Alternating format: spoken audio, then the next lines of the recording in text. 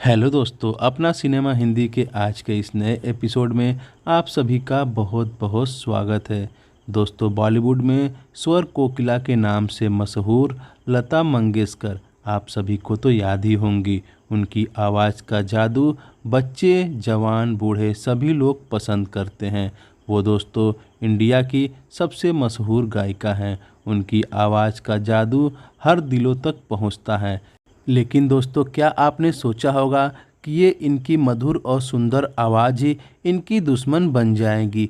जी हाँ दोस्तों, सही सुना आपने। कुछ लोग इनको मौत के मुंह में ढकेलना चाहते थे। और क्या है दोस्तों इसके पीछे की कहानी और सच्चाई, आज के वीडियो में हम आपको यही बताने वाले हैं। तो वीडियो को लाइक कर दीजिए, चैनल पर नए हैं तो सब्सक्राइब करना बिल्कुल मत भूलिएगा। दोस्तों, बात करें अगर हम लता मंगेशकर के बारे में, 1960 के दशक में स्वर कोकिला लता मंगेशकर अपने करियर के चरम पर थी। हर म्यूजिक डायरेक्टर उनकी मधुर आवाज़ से अपने फिल्म के गीतों को सजाना चाहता था। उनकी आवाज़ हिंदुस्तान के हर कोने में रेडियो के माध्यम से पहुंचती थी। ये था 1960 का दशक। ऐसे में शोहरत की बुलंदियों पर पहुंची लता के करोड़ों फैंस के बीच कुछ दुश्मन भी पैदा होने लगे थे, जो शायद उनकी मधुर आवाज़ को हमेशा के लिए ख़त्म कर देना चाहते थे। कारण चाहे जो भी रहा हो, लेकिन यह सच है कि लता मंगेशकर को उस समय जान से मारने की साजिश भी की गई थी। एक दिन की घटना के बारे में दोस्तों अगर आप सुनेंगे तो चौंक जाएंगे। ये बात है दोस्तों वर्ष 1962 में। एक दिन लता जी को रोज की तरह सुबह उठी तो उन्हें कुछ बेचैनी हुई। उन्हें कमजोरी महसूस हो रही थी और अचानक से उल्टियाँ भी होने लगी। यह देखकर सब घबरा गए कि लता जी आखिर हरे रंग की उल्टी क्यों कर रही थी। इसके तुरंत बाद वे बेहोश भी हो गईं। तुरंत डॉक्टर को बुलाया गया। डॉक्टर ने उनका चेकअप किया, लेकिन जब इस कारण का पता लगाया तो सभी दंग रह गए।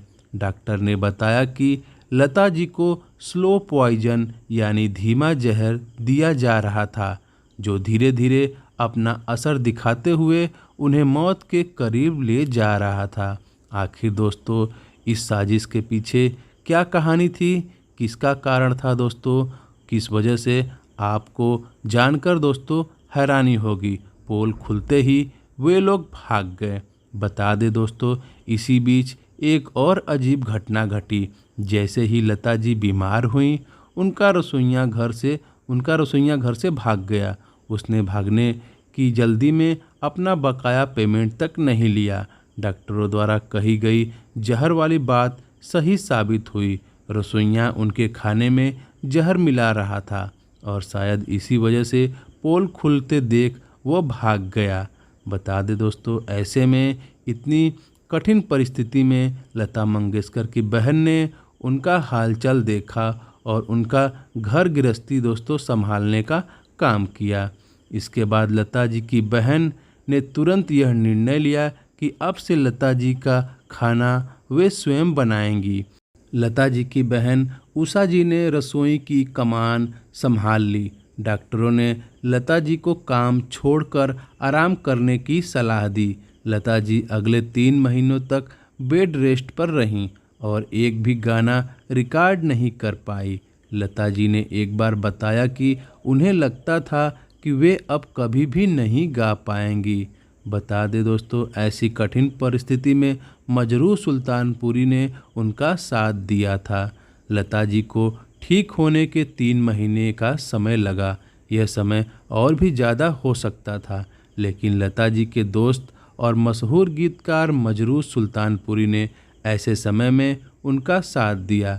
वे प्रतिदिन काम खत्म करके लता जी के पास आते थे, उन्हें किस्से, कहानियाँ और कविताएं सुनाते थे, उनका ख्याल रखते और लता जी को दिया जाने वाला सादा खाना उनके साथ ही खाते थे।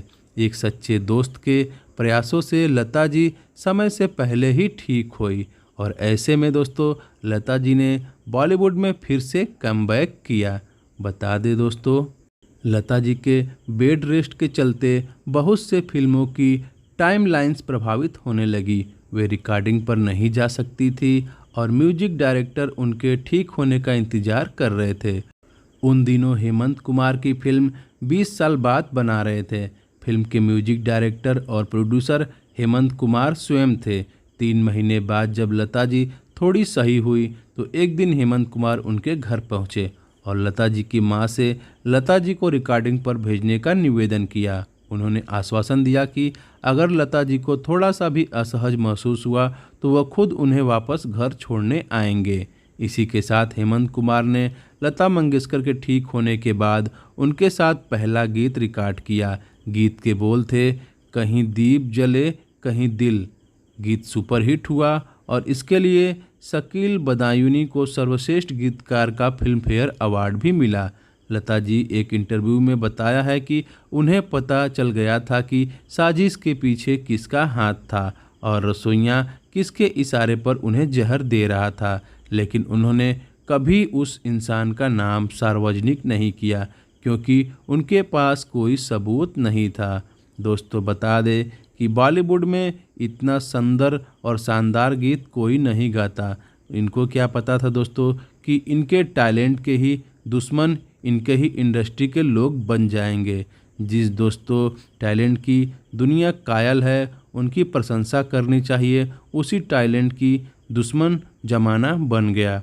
और दोस्तों बता दें कि मारने वाले से दोस्तों बचाने वाला बड़ा होता है। और दोस्तों कहावत वो सही है कि जब तक दोस्तों भगवान किसी का बुरा नहीं चाहते उसका बुरा नहीं होता।